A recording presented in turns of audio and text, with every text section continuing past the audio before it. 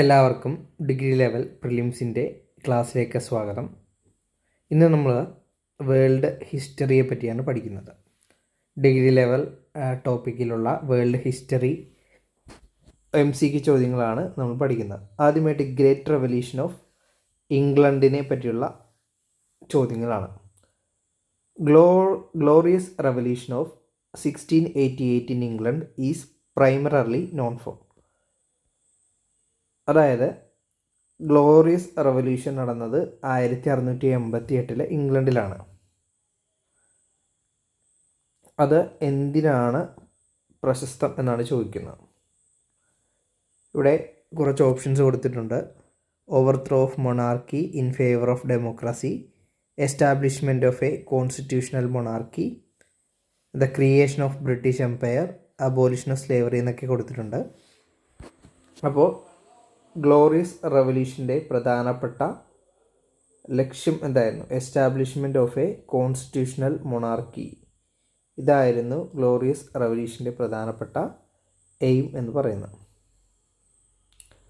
അടുത്തത്, who was overthrown during the glorious revolution. Glorious റെവല്യൂഷൻ്റെ സമയത്ത് ഏത് രാജാവാണ് പുറത്താക്കപ്പെട്ടത്? ചാൾസ് ഒന്നാമൻ, ജെയിംസ് രണ്ടാമൻ, ജോർജ് മൂന്നാമൻ, ചാൾസ് രണ്ടാമൻ. അപ്പോൾ നമുക്ക് നോക്കാം ആൻസർ ആരാണെന്ന് നോക്കാം. ജെയിംസ് രണ്ടാമനാണ് ശരി ഉത്തരം. The king ഓവർത്രോൺ during the glorious revolution was James രണ്ടാമൻ.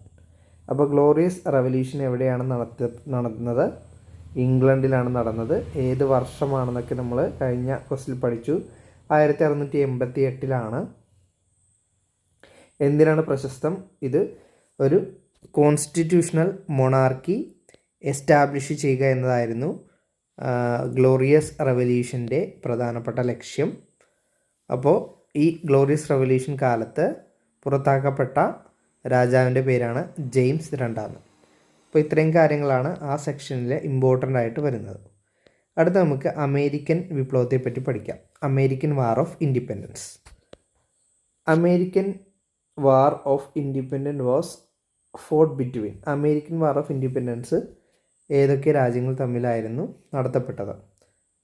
Britain and France, American colonies and Britain, Britain and Spain, American colonies and Spain. അപ്പോൾ ആരൊക്കെ തമ്മിലാണ് ഈ യുദ്ധം നടന്നത്? അമേരിക്കൻ കോളനിയും പിന്നെ ബ്രിട്ടനും തമ്മിലാണ്. അമേരിക്കൻ കോളനിയും ബ്രിട്ടനും തമ്മിലാണ് എന്ത് നടന്നത്? അമേരിക്കൻ വാർ ഓഫ് ഇൻഡിപെൻഡൻസ് നടന്നിട്ടുള്ളത്. ഇത് പഠിച്ചു വയ്ക്കുക. അടുത്ത ചോദ്യം, the declaration of independence was adopted on. ഏത് വർഷമാണ് അമേരിക്കൻ ഇൻഡിപെൻഡൻസിൻ്റെ ഡിക്ലറേഷൻ അഡോപ്റ്റ് ചെയ്തത്? ഓപ്ഷൻസ് നോക്കാം. July 4, 1876, July 14, 1875, June 4, 1876, June 14, 1875. അപ്പോൾ ഇതിൻ്റെ ആൻസർ ഏതാണെന്ന് നോക്കാം. July 4 1876 July 4 declaration of independence adopt ചെയ്യപ്പെട്ടത്. ഓക്കെ, അപ്പോൾ 2 ചോദ്യങ്ങളാണ് അമേരിക്കൻ വാർ ഓഫ് ഇൻഡിപെൻഡൻസിൽ നിന്ന് നമ്മൾ പഠിച്ചത്. ഓരോ റെവല്യൂഷൻസിനെയും പറ്റിയും കുറച്ച് ചോദ്യങ്ങൾ ഡിസ്കസ് ചെയ്യുകയാണ് ഇന്നത്തെ ക്ലാസ്സിലൂടെ ഉദ്ദേശിക്കുന്നത്. അപ്പോൾ അടുത്ത ചോദ്യം നോക്കാം. അടുത്ത ഫ്രഞ്ച് റെവല്യൂഷനുമായിട്ട് ബന്ധപ്പെട്ടിട്ടുള്ളതാണ്. What was the primary slogan of the French revolution? French റെവല്യൂഷൻ്റെ പ്രൈമറി സ്ലോഗൻ എന്തായിരുന്നു? നമുക്കറിയാം അല്ലേ, സിമ്പിൾ ക്വസ്റ്റ്യൻ ആണ്. Liberty, equality, fraternity. Option C, liberty, equality, fraternity. അപ്പോൾ ഇതാണ് ഫ്രഞ്ച് റെവല്യൂഷൻ്റെ സ്ലോഗനായിട്ട് വരുന്നത്. അടുത്ത ചോദ്യം, ഫ്രഞ്ച് റെവല്യൂഷൻ ഏത് വർഷമാണ് തുടങ്ങിയത്? French revolution began in. Options 1876, 1889, 1893, 1884. Answer ഏതാണ്? 1789 ഫ്രഞ്ച് റവല്യൂഷൻ തുടങ്ങിയത് 1889-ലാണ്. അടുത്ത ചോദ്യം. അടുത്ത നമ്മൾ പഠിക്കുന്നത് റഷ്യൻ റവല്യൂഷനെ പറ്റിയാണ്, റഷ്യൻ വിപ്ലവത്തെ പറ്റിയാണ്. Bolshevik revolution of 1917 was led by. 1917 Russian revolution അഥവാ ബോൾഷെവിക് റവല്യൂഷൻ നടന്നത്. ഇതാരാണ് ലീഡ് ചെയ്തത്? Leon Trotsky, Joseph Stalin, Vladimir Lenin, tsar Nicholas രണ്ടാമൻ. അപ്പോൾ ആരാണ് 1917 ബോൾഷെവിക് റവല്യൂഷൻ ലീഡ് ചെയ്ത ആരാണ്? വ്ളാദിമിർ ലെനിനാണ്. 1917 നടന്ന ബോൾഷെവിക് വിപ്ലവം ലീഡ് ചെയ്തത്. അടുത്ത ചോദ്യം. The Russian revolution resulted in the establishment of. അപ്പോൾ റഷ്യൻ റവല്യൂഷൻ എവിടെയാണ് നടന്നത്? സോവിയറ്റ് യൂണിയനിലാണ് അല്ലേ. അപ്പോൾ അതിന് ശേഷം എന്താണ് എസ്റ്റാബ്ലിഷ് ചെയ്യപ്പെട്ടത്? റഷ്യൻ റവല്യൂഷൻ്റെ ഫലമായിട്ട് സോവിയറ്റ് യൂണിയനിൽ എന്ത് മാറ്റമാണ് ഉണ്ടായതെന്നാണ് ചോദിച്ചിരിക്കുന്നത്. മൊണാർക്കി ഉണ്ടായോ? അല്ല. മൊണാർക്കി എന്ന് വെച്ച് കഴിഞ്ഞാൽ ഏകാധിപത്യ ഭരണമാണ്. അല്ല. A communist government, a democratic republic, a military dictatorship. Military ഡിക്റ്റേറ്റർഷിപ്പാണ് ഉണ്ടായത്. അല്ല. അവിടെ 1917 നടന്ന റഷ്യൻ വിപ്ലവത്തിന് ശേഷം ഒരു കമ്മ്യൂണിസ്റ്റ് ഗവൺമെൻറ്റാണ് ഫോം ചെയ്തത്. കമ്മ്യൂണിസ്റ്റ് ഗവൺമെൻറ് അവിടെ ഫോം ചെയ്തു. അടുത്ത ചോദ്യമാണ്. ഇനി നമ്മൾ അടുത്ത് പഠിക്കുന്നത് ചൈനീസ് റവല്യൂഷനെ പറ്റിയിട്ടാണ്. Chinese community party came in to power in. അപ്പോൾ ചൈനീസ് റവല്യൂഷൻ്റെ ഭാഗമായിട്ടാണ് ചൈനീസ് കമ്മ്യൂണിസ്റ്റ് പാർട്ടി ഫോം ചെയ്തത്. അത് ഏത് വർഷമാണ്? മാവോ സെതൂങ്ങിൻ്റെ നേതൃത്വത്തിലൊക്കെയാണ് ലോങ് മാർച്ചൊക്കെ നടന്നത്. അതിൻ്റെ ഫലമായിട്ടൊക്കെയാണ് ചൈനീസ് റവല്യൂഷൻ്റെ കീഴിലെ കമ്മ്യൂണിസ്റ്റ് പാർട്ടി ഫോം ചെയ്തത് 1949. 1949. Next one. Who was the leader of the Chinese communist party during the revolution? Chinese communist party ആരുടെ ലീഡർഷിപ്പിലാണ് ഫോം ചെയ്തത്? നമ്മളിപ്പോൾ പറഞ്ഞതേ ഉള്ളൂ. ആരാണ്? മാവോയുടെ നേതൃത്വത്തിലാണ്. മാവോ സേ ഡോങ്ങിൻ്റെ നേതൃത്വത്തിലാണ് ചൈനീസ് കമ്മ്യൂണിസ്റ്റ് പാർട്ടി ഫോം ചെയ്തത്. അടുത്ത ചോദ്യം. അടുത്ത ടോപ്പിക്കാണ് political history after the second world war. Second world വാറിന് ശേഷമുള്ള പൊളിറ്റിക്കൽ ഹിസ്റ്ററിയാണ് നമ്മൾ പഠിക്കുന്നത്. The cold war was primarily between. Cold war അതായത് ശീതയുദ്ധം. രണ്ടാം ലോക മഹായുദ്ധത്തിന് ശേഷം ലോകത്തിൽ ഉണ്ടായതാണ് ശീതയുദ്ധം. അപ്പോൾ അത് ആരൊക്കെ തമ്മിലായിരുന്നു? USA and China, USA and Soviet union, USA and Germany, USA and Japan. അപ്പോൾ ഏതൊക്കെ രാജ്യങ്ങൾ തമ്മിലാണ്? USAയും പിന്നെ ഏത് രാജ്യങ്ങളാണ്? സോവിയറ്റ് യൂണിയനും സോവിയറ്റ് യൂണിയനും തമ്മിലാണ്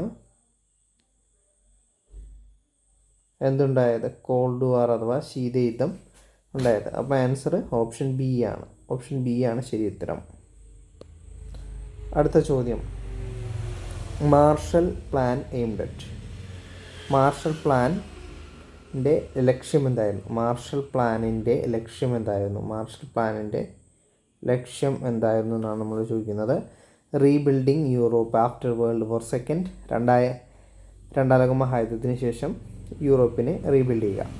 കണ്ടെയ്നിങ് കമ്മ്യൂണിസം ഇൻ ഏഷ്യ. ഏഷ്യയിൽ കമ്മ്യൂണിസം വളർത്തുക. സ്ട്രെങ്തനിങ് നാറ്റോയുടെ സ്ട്രെങ്ത് കൂട്ടുക. എൻഡിങ് ദ കൊറിയൻ വാർ അവസാനിപ്പിക്കുക. അപ്പോൾ മാർഷൽ പ്ലാനിൻ്റെ ലക്ഷ്യം എന്തായിരുന്നു? റീബിൽഡിങ് യൂറോപ്പാണ്. യൂറോപ്പ് നമുക്കറിയാമല്ലേ, രണ്ടാം ലോക മഹായുദ്ധത്തിന് ശേഷം യൂറോപ്പ് തകർന്നുപോയി.